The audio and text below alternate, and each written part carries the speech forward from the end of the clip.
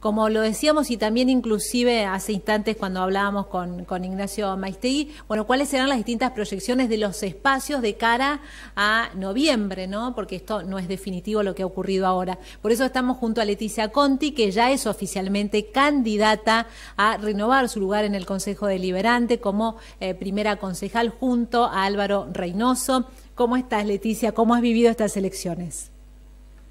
Hola Eli, la verdad que siempre que hay elecciones uno lo vive con alegría y con entusiasmo porque lo que ve ahí es la expresión democrática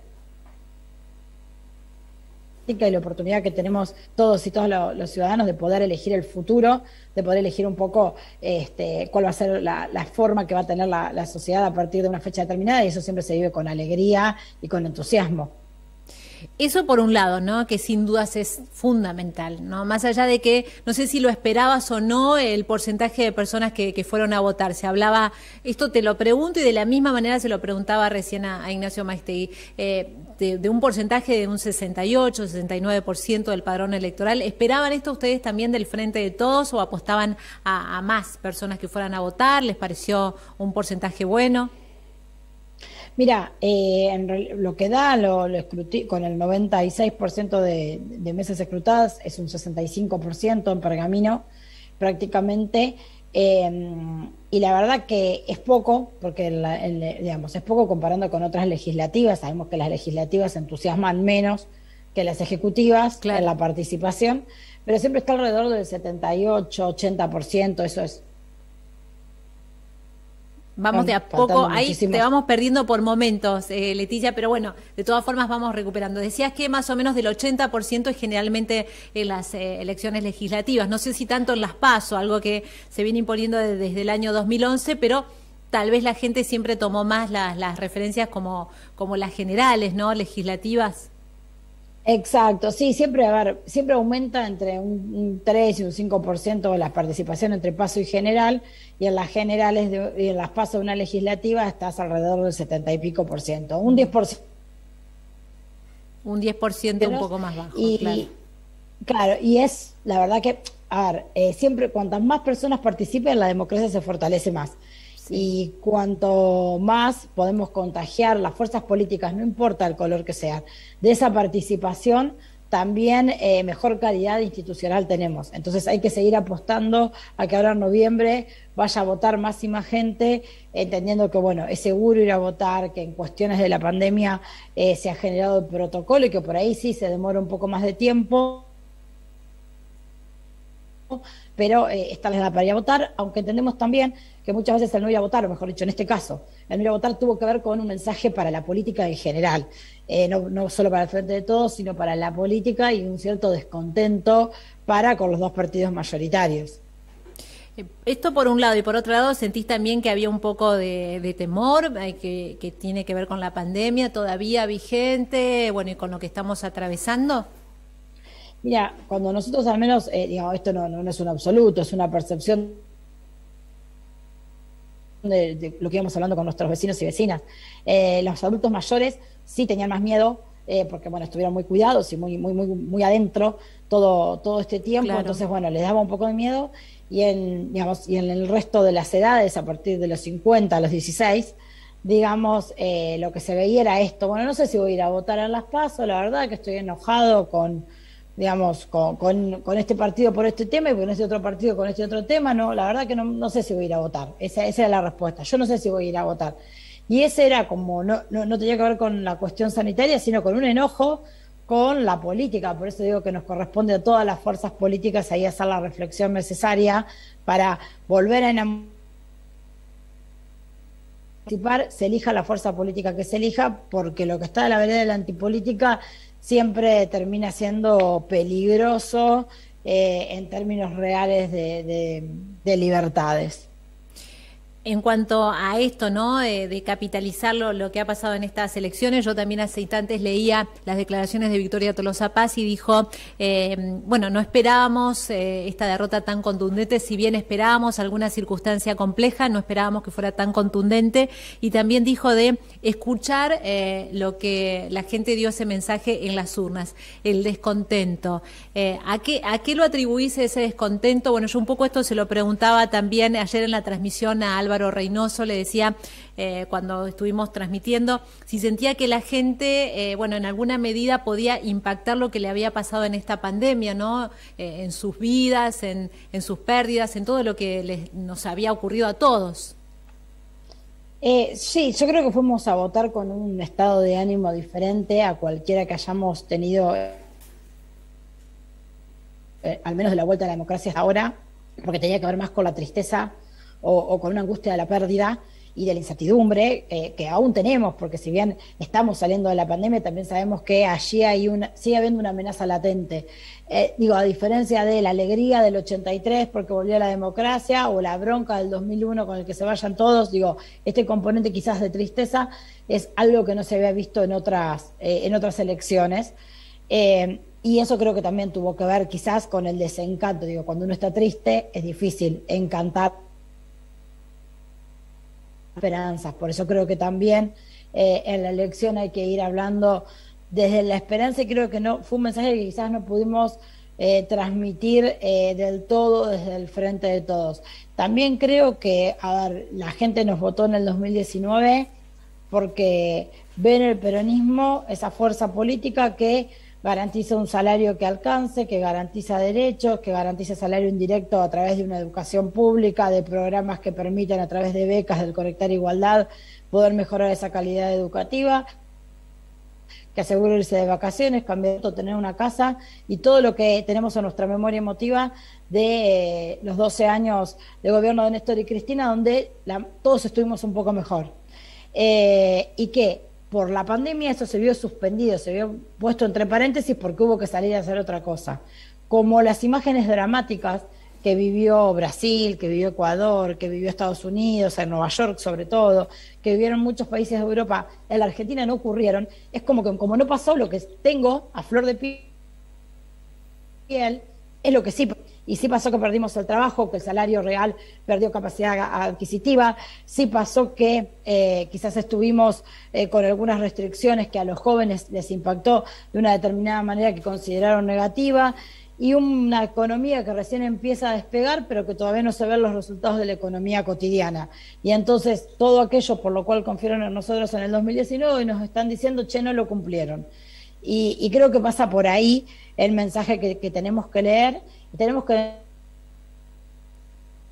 demostrarle que esto que estamos diciendo, que la salida de la pandemia es con producción y es con trabajo, y que simplemente nos demoramos porque pasó un cataclismo mundial, no es una mentira, no es un eslogan, no es una excusa, es un compromiso, y tenemos estos 2 meses, como dijo el presidente, para no solo tomar notas, sino tomar cartas en el asunto, en este mensaje que hemos recibido en las urnas. ¿Y qué significaría tomar cartas en el asunto para vos? Obviamente que no sos la encargada porque estás en el ámbito local, pero lo que digo, ustedes dentro del frente, vos como militante también, ¿qué sentís que está faltando para que la gente, como vos decías, llegar con ese mensaje a la gente y que les crea, ¿no? Porque, como bien decías, está pasando un montón de circunstancias, todas muy dolorosas, todos atravesados por esto. Sin embargo, el voto estuvo hacia el otro lugar y creyeron en el otro espacio, ¿no? Y siguen creyendo en el otro espacio. ¿Qué sentís que la gente descree ahora? ¿Cuál fue el punto fundamental? Porque uno cuando escucha a las personas, además de esto que decías, ¿no? De la tristeza y el dolor, también hay enojo, y también ha habido circunstancias que han sido muy, muy duras, ¿no? De entender, de digerir, en lo que hace a los modelos que uno sigue, más allá de que todos tenemos obviamente errores, ¿no? Pero uno siempre espera como que en los momentos más duros y más difíciles sentirse como más acompañado. ¿Sentís que ahí también hubo un error? Estamos hablando directamente desde el plano nacional, con todo lo que ha pasado, con lo que se ha conocido respecto a la vacunación, bueno, todas las cuestiones que han sido tan dolorosas. A ver, yo creo que ahí, a ver, como varios componentes, digo, yo no creo que todo el componente de voto que fue hoy a Juntos haya sido porque creen en Juntos, porque nadie vuelve a creer en quien te mintió descaradamente, como pasó entre el 2015 y el 2019, con todo, con el impuesto a la, digamos, que iban a dejar todo lo que estaba bien, lo iban a mejorar, y lo que estaba mal lo iban a cambiar, porque no fue así, y por eso en 4 años volvieron a elegir al Frente de Todos.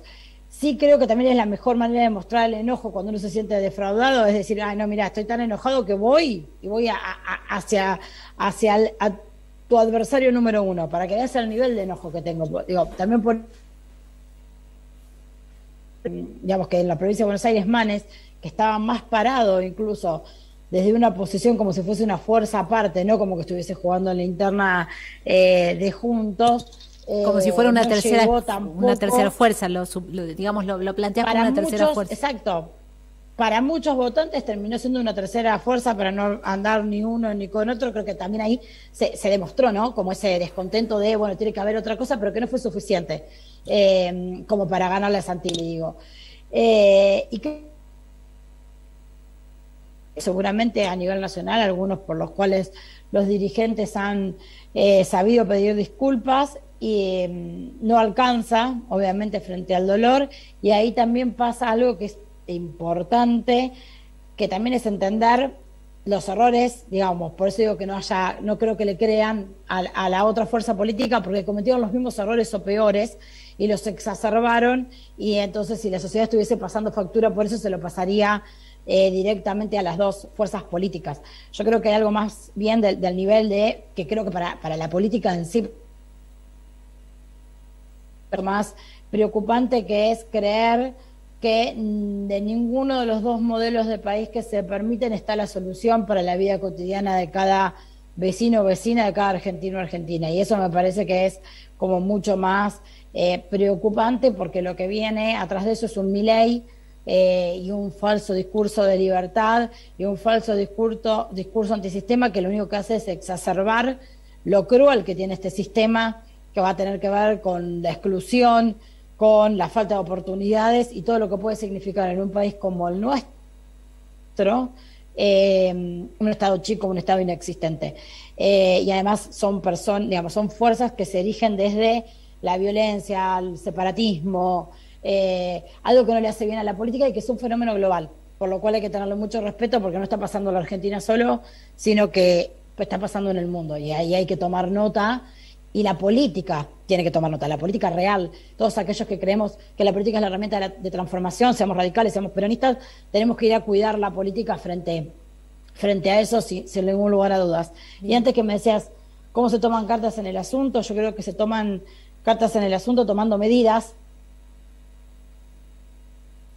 dándole señales a nuestros vecinos y a nuestras vecinas de que esa reactivación económica, que esa producción, que ese trabajo, que esa innovación y desarrollo, donde vamos a poner todos nuestros cañones y todas las fuerzas del Frente de Todos, lo podemos empezar a hacer desde ahora, no es al año que viene, es desde ya, y son políticas públicas que hay que empezar ya a implementar, y las que ya están y que quizás con la pandemia fueron más difíciles de acceder, porque muchas había que llenar formularios a la página web y la gente ni siquiera sabe que existen. Bueno, empezar a que eso llegue en cada territorio de una manera más clara, es decir, se resuelve con gestión, claramente. Leticia, vamos a seguir charlando con vos de cara a las próximas elecciones. Bueno, felicitarlos también porque es el segundo espacio que has tenido este resultado aquí en la ciudad, y por otro lado, bueno, han fortalecido también lo que han desarrollado junto a Álvaro y a los otros integrantes. Bueno, de cara a las próximas elecciones veremos cómo se empiezan a dar estos cambios que dabas recién como proyecciones, ¿no? Vamos a ir viendo de cara a las próximas elecciones de noviembre y, como siempre decimos, seguir cuidando nuestra democracia, que es tan importante este sistema de poder escuchar a cada uno, de poder elegir lo que la gente considera, ¿no? Y eso es tan importante, más allá, esto te lo decía en forma privada también, más allá de que los distintos políticos proyecten o direccionen distintos planes o distintos objetivos, siempre es fundamental que se escuche a la gente en todo, ¿no? Y equivocadamente o no, tal vez con algunas ideas, escucharlos, contenerlos, y ahí me parece que también hay una lectura para hacer de estas elecciones. Sin dudas, lo más importante que se puede tener desde la política es la escucha y luego la interpretación Claro. que se puede hacer de esa escucha, y que por eso, bueno, desde el Frente de Todos, como partido gobernante a nivel nacional y provincial, tenemos la doble demanda de con ese mensaje traducirlo en gestión y en acciones, porque estamos seguros del modelo de país que queremos. Estamos seguros de que nosotros lo podemos hacer, y también estamos seguros que desde Juntos por el Cambio, Juntos, como se quieran llamar ahora, vamos a tener todo lo contrario. Entonces, vamos a ir a una situación muchísimo peor y más angustiante si no se logran esas mayorías en las cámaras para hacer las leyes que nos permitan salir con trabajo, con producción, con ciencia y tecnología, porque eso va desde el presupuesto, y tenemos que irnos solo del 2009, casi 10 años atrás, para recordar que una oposición necia en ese momento le negó a un país tener un presupuesto propio para gobernarse, simplemente porque no tenía la mayoría de las cámaras.